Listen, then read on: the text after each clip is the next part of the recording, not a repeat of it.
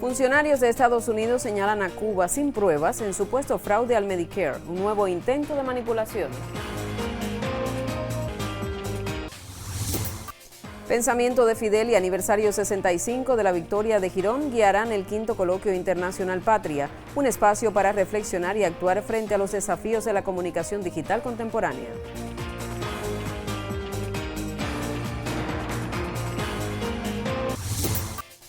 La instalación de paneles fotovoltaicos en varios centros médicos de la provincia de Ciego de Ávila garantiza energía estable en áreas vitales de emergencia.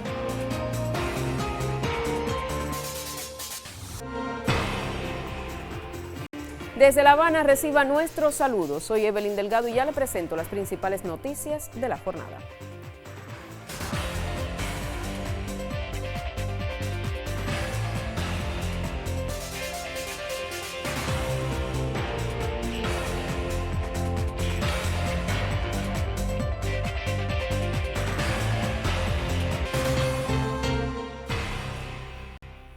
Iniciamos ya con las informaciones. El ministro de Relaciones Exteriores de Cuba, Bruno Rodríguez Parrilla, afirmó que las acusaciones sobre el Medicare son una calumnia más contra nuestro país. En la red social X, el canciller anunció que recientes declaraciones de funcionarios del gobierno de Estados Unidos especulan sin evidencia alguna que el gobierno cubano podría estar involucrado en fraudes al programa estadounidense de salud Medicare en el sur de la Florida. Se trata de una calumnia más promovida por sectores anticubanos en ese país, subrayó Rodríguez Parrilla. Asimismo, el titular afirmó que nuestro país tiene una posición firme de rechazo a este y otros delitos transnacionales. Eso lo conoce bien el gobierno de Estados Unidos, el cual ha intercambiado y coordinado con su homólogo cubano acciones conjuntas sobre terrorismo, asistencia judicial, seguridad comercial, tráfico ilícito de drogas, tráfico de migrantes y fraude migratorio, ciberdelitos, lavado de activos y delitos financieros. Si bien como norma, no ha habido una conducta recíproca de parte de las autoridades estadounidenses, destacó en su declaración el ministro de la Nación Caribeña. Según el máximo representante de la diplomacia en Cuba, los funcionarios del gobierno de Estados Unidos que se citan para esta calumnia faltan a la verdad conscientemente. El gobierno de Cuba reitera su voluntad de enfrentar de manera conjunta los delitos transnacionales originados en Estados Unidos mediante el intercambio oportuno de información. Ampliamos otro de nuestros titulares. El Coloquio Internacional Patria regresa en su quinta edición como un espacio para reflexionar y accionar sobre los desafíos de la comunicación digital contemporánea. El encuentro sesionará en el Complejo Cultural de Línea y 18 en esta capital del 16 al 18 de abril próximos. Devendrá en homenaje al centenario del líder histórico de la Revolución Cubana, Fidel Castro Ruz, y también al aniversario 65 de la proclamación del carácter socialista de la Revolución y la victoria de Playa Girón. El quinto Coloquio Internacional Patria regresa como un espacio de estudio, investigación y formación, pero también como una trinchera militante y política, donde confluye una amplia gama de profesiones vinculadas al universo comunicacional. En conferencia de prensa se conoció que han confirmado su asistencia cerca de 150 participantes internacionales provenientes de una treintena de países. Patria se exhibe como un espacio donde se trate de aprender haciendo, de producir contenidos con criterios internacionales y relacionar la comunicación pública cubana con las experiencias del mundo. En el momento que están viviendo nuestros medios de comunicación, preparándose para algunos para dar el salto hacia la transformación editorial, económica y tecnológica, y otros ya con un avance en el proceso de transformación y de modernización del sistema de medios públicos del país, porque no podemos ver estos procesos aislados. O sea, la modernización y transformación del sistema de prensa del país siempre la vimos asociada al Coloquio Internacional Patria. Patria es un evento que además está marcado por la digitalización, por la tecnología, por romper con algunos moldes estructurados de los medios de comunicación y por centrarse mucho en el trabajo hacia las redes sociales, en el trabajo hacia el mundo de Internet. El coloquio se abre al resto del territorio nacional de manera virtual y demuestra que pese al bloqueo y las campañas de desacreditación, la isla sigue siendo referencia para las fuerzas progresistas y de izquierda en el campo de la comunicación. Un reporte de Nora Becerril para Cubavisión Internacional. Cambiamos de tema. El presidente de Cuba, Miguel Díaz-Canel Bermúdez, felicitó al compañero To Lam por su elección como jefe de Estado de la República Socialista de Vietnam. En su cuenta en la red social X, el mandatario cubano ratificó también la voluntad y el firme compromiso de continuar impulsando las históricas y especiales relaciones de hermandad, solidaridad y cooperación que unen a ambos países. La Asamblea Nacional de Vietnam eligió la víspera a To Lam como presidente de la República en una votación que reflejó el apoyo total de los 495 diputados presentes. Luego, el recién electo mandatario vietnamita prestó juramento, comprometiéndose a mantener absoluta lealtad a la patria, al pueblo y a la constitución de su país, así como a cumplir cabalmente las responsabilidades encomendadas por el partido, el Estado y la ciudadanía. Este año, Cuba y Vietnam cumplen 66 años del establecimiento de relaciones, siendo el país caribeño el primero en establecer lazos diplomáticos con la nación asiática y el líder de la revolución, Fidel Castro, el primer y único jefe de Estado o de gobierno en visitar los territorios liberados de Vietnam del Sur, que aún se encontraban bajo la amenaza de los bombardeos de Estados Unidos. En 2025, en el contexto del 65 aniversario del establecimiento de relaciones, el presidente cubano Miguel Díaz-Canel Bermúdez también visitó el país asiático y aseguró que entre ambas naciones se ha forjado una relación tan excepcional que ha superado las pruebas del tiempo y se ha convertido en referencia obligada de amistad y cooperación, particularmente en tiempos de enormes desafíos para la paz. Hacemos una pausa en nuestro recorrido y al regresar le contamos cómo crece la solidaridad con Cuba desde varias regiones del planeta.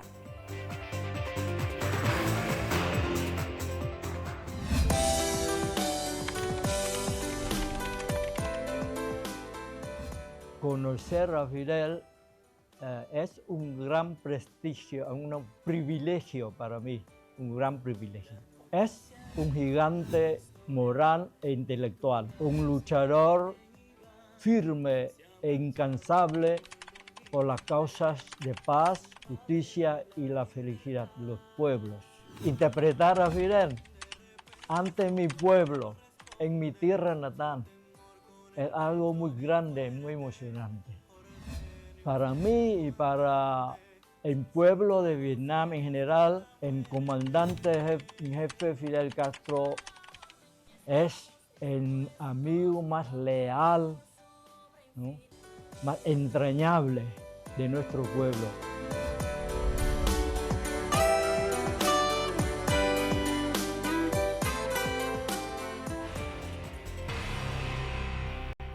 Y ya de vuelta avanzamos con otros temas. Desde diferentes partes del mundo, organizaciones y personalidades expresan solidaridad con Cuba en medio de un creciente asedio por parte del gobierno de Estados Unidos. Partidos comunistas, obreros y de izquierda del sur de Asia instaron a los gobiernos de la región y del sur global a apoyar a Cuba en un contexto marcado por el recrudecimiento del bloqueo estadounidense, fundamentalmente en lo referido a la entrada de combustible a la nación caribeña.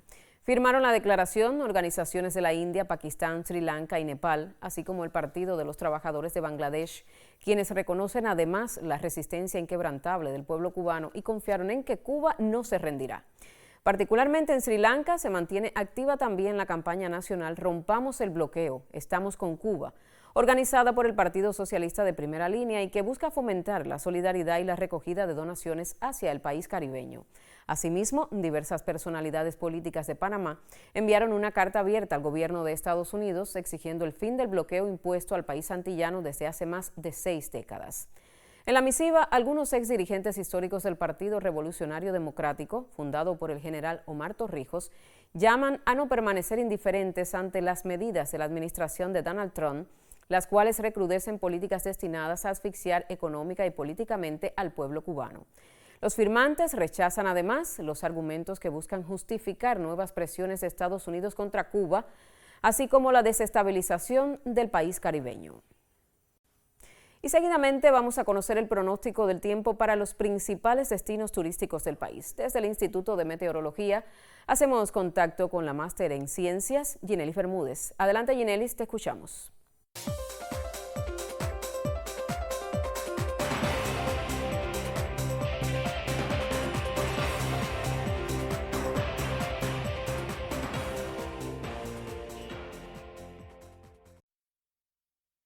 Saludos, es un placer compartir con usted la información meteorológica. La presencia de una vaguada en la altura a unos 10 o 12 kilómetros localizada sobre la región oriental, así como otra vaguada pero en las capas bajas localizadas sobre el sudeste del Golfo de México, están aportando un flujo húmedo inestable sobre el archipiélago cubano, incentivando la ocurrencia de algunos chubascos y lluvias cuando se combinen la tarde con las altas temperaturas durante el día. Todas estas condiciones van a persistir para las próximas 24 horas. Se estará amaneciendo con poca nubosidad en los destinos turísticos de la región occidental y durante la tarde se nublará con la ocurrencia de algunas lluvias en Viñales, serán más aisladas en el resto del territorio occidental con máximas que alcanzarán valores entre 30 y 31 grados Celsius. En la región central también amanecerá con poca nubosidad y durante la tarde estará parcialmente nublado. Se nublará hacia zonas de la costa norte con algunas lluvias más escasas en Trinidad con máximas entre 30 y 31 grados Celsius. En el oriente del país, poca nubosidad al amanecer y durante la tarde se nublará con algunos chubascos y tormentas eléctricas con temperaturas máximas entre 30 y 32 grados Celsius. La salida del sol por el punto de Maicí a las 6:43 de la mañana se pondrá por el Cabo de San Antonio a las 7:58 pasado meridiano y se mantiene la fase de luna llena. En resumen, para las próximas horas, algunos chubascos y lluvias, sobre todo en la región oriental y hacia zonas de la costa norte del centro del país. Usted continúe en Cuba Visión Internacional. Gracias, Inelis.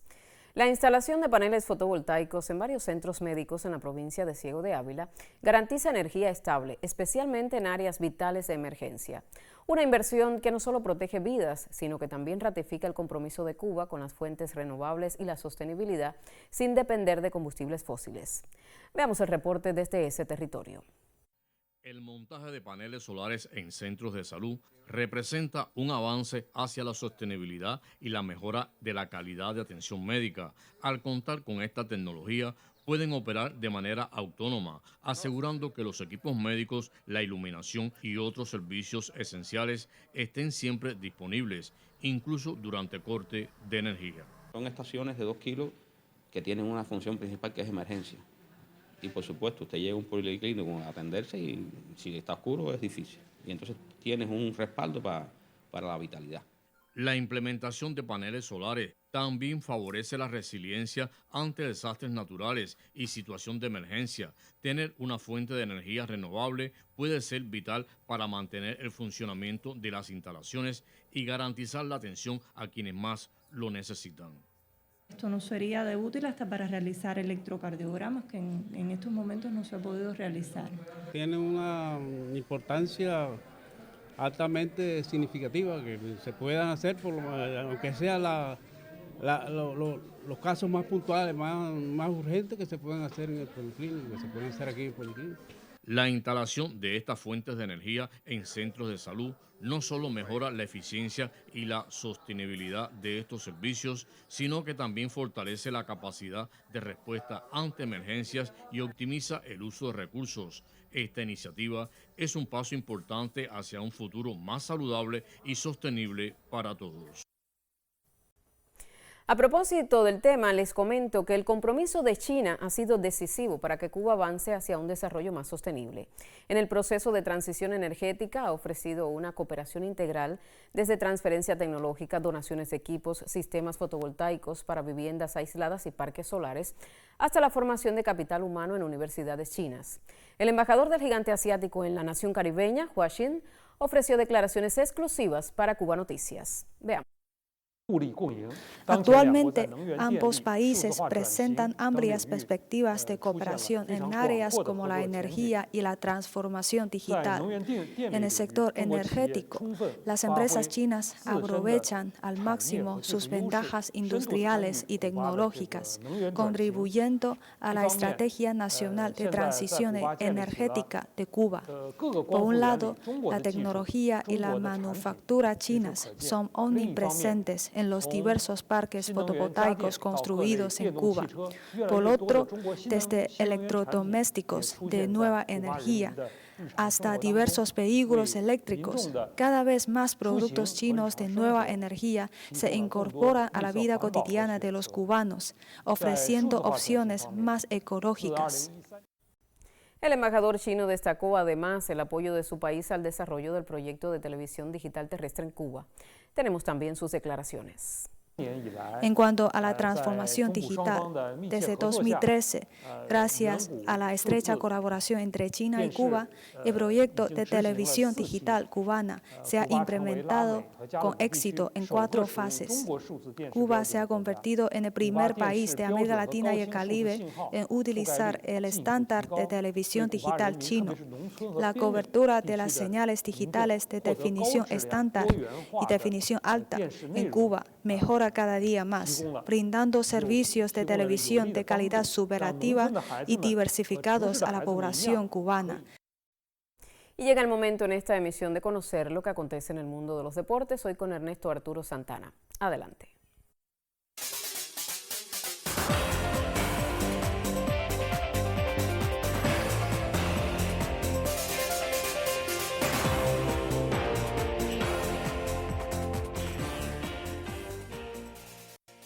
Comienza el espacio deportivo en Cuba Noticias y lo hacemos con nuestro deporte nacional. Radiel Martínez salvó su segundo partido en la Liga de Béisbol Profesional de Japón. El colega Embare Miguel, Emba Valdés, tiene detalles. Por segunda presentación consecutiva en la temporada 2026, el lanzador cubano Radiel Martínez salvó partido en la Liga de Béisbol Profesional de Japón. En el estadio Mazda de Hiroshima, el pirareño retiró en fila a los 3 rivales que enfrentó en un episodio de relevo en el triunfo de 2-1 de los Gigantes de Yomiuri sobre las carpas de Hiroshima. Su efectividad descendió a 4.50 carreras limpias por cada 9 entradas de actuación. En su primera salida le anotaron una carrera, algo que no sucede comúnmente en sus últimas temporadas al más alto nivel del béisbol en el país nipón. Radiel va encontrando su forma y será muy importante en las aspiraciones de su elenco de llegar nuevamente a la postemporada. Embare Miguel Elba Valdés, Cubavisión Internacional. Seguimos con el deporte de la bola blanda. Cuba tendrá representación en la Liga Checa de Softbol Femenino. El periodista Duanis Hernández tiene los detalles. Las villaclareñas Anisley López y Anangeli Chávez, además de la santiaguera Lixania Meléndez, intervendrán en el torneo de softbol de la República Checa. Anisley, con más de 10 años de experiencia en la selección nacional y con actuación en varias ligas internacionales, buscará repetir la corona alcanzada el año pasado en el softbol checo con el SK Jout Praga. Anisley tuvo muy buena actuación en el torneo con balance de 5-1 y un excelente promedio de carreras limpias de 1.33. Lanzó en 31,2 entradas con 31 ponches, le batearon para 2.28 con un whip de 1.22. La villaclareña terminó tercera en promedio de carreras limpias, cuarta en menos carreras limpias recibidas con 6, décima en ponches y sexta en victorias. Por su parte, Lixania Meléndez estará en su segundo año en la Liga Checa, tras terminar en cuarto lugar con el Sabat Praga. Lixania se fue de 3-0 como bateadora, pero como lanzadora terminó con balance de 3-2 y una efectividad de 2.76. Ponchó a 22 en 33 entradas de labor y finalizó con un whip de 1.21 y le batearon para 260. Anangeli Chávez debutará en la Liga Checa. 3 cubanas actuarán en la Liga de Softbol en la República Checa. Duanis Hernández, Cubavisión Internacional. Gracias, Duanis. Terminamos con boxeo. Según informa el diario digital Hit, el Pluma Sayel Horta y el Mosca Alejandro Claro se unieron al supermediano Arlen López en Palma de Mallorca y completaron la presencia de los cubanos convocados a pelear allí el 1 de mayo en programa de boxeo profesional. El comisionado nacional Robinson Paul dijo que el objetivo es completar la preparación en esa urbe y añadió que junto a ellos viajó el supercrucero Julio César La Cruz, llamado a combatir el 9 de mayo en Rusia por la faja absoluta de la Asociación Mundial de Boxeo. Y hasta aquí el espacio deportivo en Cuba Noticias. Muchas gracias por su atención. Gracias, Ernesto Arturo. El Foro de la Sociedad Civil Cubana contra el Racismo y la Discriminación Racial se desarrolló en la sede de la Unión de Artistas y Escritores de Cuba. En el encuentro participaron la viceprimera ministra Inés María Chatman, Norma Goicoechea Estenoz, presidenta de la Asociación Cubana de las Naciones Unidas, así como representantes del Ministerio de Relaciones Exteriores de Cuba, la Comisión Nacional del Programa Color Cubano en colaboración con la Asociación Cubana de las Naciones Unidas. Veamos el reporte de las periodistas Anislaidis Ramírez. El Foro de la Sociedad Civil contra el Racismo y Discriminación Racial tuvo lugar en la Sala Villena de la Unión de Artistas y Escritores de Cuba. Entre los temas centrales estuvieron el respeto al legado africano y su diversidad cultural, las políticas públicas vigentes, el papel de los medios de comunicación y las redes sociales en el combate a los estereotipos y la discriminación racial. No sería honesto abrir este diálogo sin mencionar hitos concretos que ya son realidades, aunque todavía insuficientes. La creación del Grupo de Trabajo Gubernamental para el seguimiento del programa, con participación de más de 15 organismos de la Administración Central del Estado. La aprobación del decreto sobre la comunicación social y luego la Ley de Comunicación Social, que sanciona explícitamente los mensajes y prácticas discriminatorias por motivos raciales en los medios. La formación obligatoria de temas de racismo estructural para cuadros del Ministerio del Interior, para jueces, para fiscales y educadores, con más de 12.000 profesionales capacitados hasta el 2025. La creación del Observatorio Cubano contra el Racismo y Discriminación Racial, el Observatorio Color Cubano, y por tanto, con gestos cotidianos de exclusión o miradas que hieren o las oportunidades que se niegan por el color de la piel, bueno, entonces tenemos que seguir enfrentando esas brechas que todavía quedan, que se han hecho análisis en el propio programa Color Cubano. Entre 2018 y la actualidad, Cuba recibió 38 recomendaciones del Comité de la ONU sobre el informe de racismo y la discriminación racial. De ellas, 35 están en total o parcialmente implementadas, lo que representa un 92% de su cumplimiento. Forma parte de la presentación del informe de Cuba ante el Comité para la Eliminación de la Discriminación Racial. Yo diría que es parte del ejercicio de calentar los motores para que nosotros allí podamos seguir enseñando, diciendo, defendiendo lo que ha hecho Cuba. ¿Pero qué es el programa Color Cubano? Sino una obra de reparación, una política pública que está dirigida a eliminar los vestigios de racismo y de discriminación por el color de la piel. Desde la Sala Villena de la UNIAD, la sociedad civil cubana ratifica que la lucha contra el racismo y la discriminación racial no se detiene, promueve, denuncia y sigue trazando caminos hacia una Cuba más justa para todos. Anislady Ramírez, Cubavisión Internacional. Vamos a una pausa. Al regreso, informaciones culturales. Quédese con nosotros.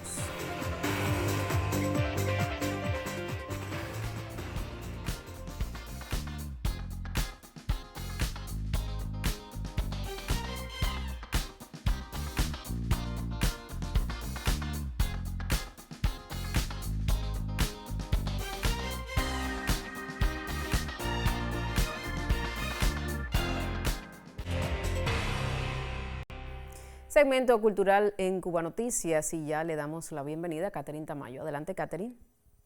Muchísimas gracias, qué placer saludarles. Les presento lo más relevante del acontecer cultural. La compañía Jazzvilla Project celebra su 12º aniversario y lo hace con el estreno de su más reciente producción, Instante. Bajo la dirección del reconocido dramaturgo y actor Jazzvilla, esta nueva propuesta llegará a la capitalina Sala Adolfo Llauradó el próximo 10 de abril. La obra propone una estructura coral ambientada frente al malecón de La Habana, donde se entrelazan reflexiones sobre el amor, la ruptura y los momentos de cambios en la vida. Rescata personajes de éxitos anteriores como Farándula, Rascacielos y Candela, con un elenco que combina figuras consagradas como Jorge Molina y Raquel Rey con jóvenes talentos. Instante se mantendrá en cartelera durante todo el mes de abril, con funciones los viernes, sábados y domingo a las 5 de la tarde. Una oportunidad para reencontrarse con la magia y el sello distintivo de Jazzvilla Projects. Siguiendo nuestro recorrido por las artes, hoy recordamos en el aniversario 58 de su fallecimiento a la destacada pintora Amelia Peláez, considerada una figura clave del siglo XX en la primera vanguardia moderna de Cuba y ejemplo del potencial creativo de la mujer cubana. El siguiente material nos acerca a su trayectoria. Colores primarios, líneas oscuras, arabescos y curvas en diálogo con lo criollo y la modernidad universal. La obra de Amelia Peláez goza de una identidad indiscutible. Oriunda de Yaguajay, Amelia trabajó la pintura, el mural y la cerámica. Sus estudios en la Academia de San Alejandro de La Habana y estancias en ciudades como Nueva York y París influyeron en esa visión tan personal que poseía sobre lo moderno y lo vanguardista. Sus bodegones hablan de la cubanía a partir del uso de elementos como frutas criollas o la gama de matices cálidos. Sus naturalezas muertas reflejan, paradójicamente, una gran vivacidad, muestra de un estilo estéticamente bien estructurado y acogedor. Obras de un estilo más cubista evidencian su versatilidad e interés en la experimentación. Las dos hermanas, Muchachas, Pez, Costurera, son algunos de los títulos de esa vasta lista de grandes obras a la que Amelia dedicó su vida. Destacaron, además, trabajos de murales para diversas instituciones. Entre ellos, se hizo icónico el siempre recordado mural de cerámica Las Frutas Cubanas, del cual hoy se mantiene una réplica en la fachada del Hotel Habana Libre. Amelia estuvo presente en exposiciones del Liceum Habanero y participó en las bienales de Sao Paulo, Venecia y México. En 1956 obtuvo el Premio de Mérito en el Salón Nacional de Pintura y Escultura. Tal cual afirmara el pintor René Portocarrero, Amelia recogió nuestro color local y lo trasladó a cuadros de enorme belleza y trascendencia. En esta jornada trasciende la presencia en La Habana del destacado cantautor brasileño Chico Buarque, 34 años después de su última visita a Cuba. Invitado del cantante y compositor cubano Silvio Rodríguez, con una amistad por más de 5 décadas, entrarán al estudio para grabar una nueva versión de Sueño con Serpientes, un clásico del repertorio de Silvio, del cual el artista brasileño versionó y grabó en portugués otras canciones. La visita fortalece los lazos entre dos nombres centrales de la canción latinoamericana, históricamente vinculados por afinidades estéticas y compromiso político en el continente. Con esta información despedimos nuestro recorrido por las artes. Nos encontraremos en próximas emisiones. Hasta entonces, les invito a que continúen en sintonía con Cubavisión Internacional. Gracias, Catherine. Y así, con noticias del mundo de la cultura, concluye esta emisión de Cuba Noticias. Otras informaciones en próximos espacios y también en las plataformas digitales. Tenga presente que estamos en Facebook, X y YouTube. Gracias por la sintonía.